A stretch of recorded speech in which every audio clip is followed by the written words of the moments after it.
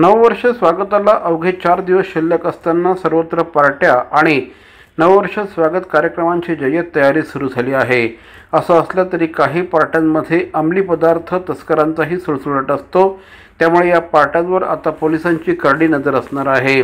Thane police दलाकडून शहरात ठिकठिकाणी नाकाबंदी आणि गस्त घातली जाणार आहे। गुन्हे अन्वेषण शाखेच्या पथकांकडून खबरांच्या माध्यमातून अंमली पदार्थांच्या तस्करीची माहिती घेतली जात आहे। रेल्वे पोलीस देखील स्थानक परिसरामध्ये गस्त वाढवत आहेत।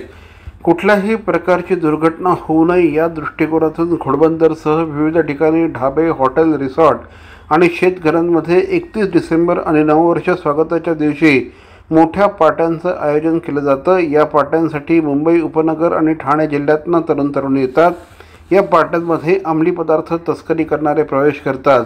मागील वर्षी घोडबंदर भागातील जंगलांमध्ये अशाच प्रकारे रेव पार्टीचं आयोजन करण्यात आलं होतं। या रेव पार्टीमध्ये मुंबई, नवी मुंबई, ठाणे शहरातील सर्वसामान्य कुटुंबातील तरुण सहभागी झाले होते।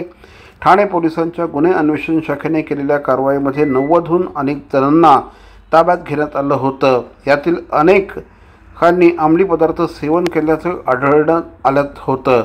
त्यामुळे अशा प्रकारच्या घटना होऊ नये या दृष्टिकोनातून ठाणे पोलीस आयुक्तालयामध्ये कडक कारवाई केली जाणार असल्याची माहिती सहपोलीस आयुक्त ज्ञानेश्वर चव्हाण यांनी केले आहे।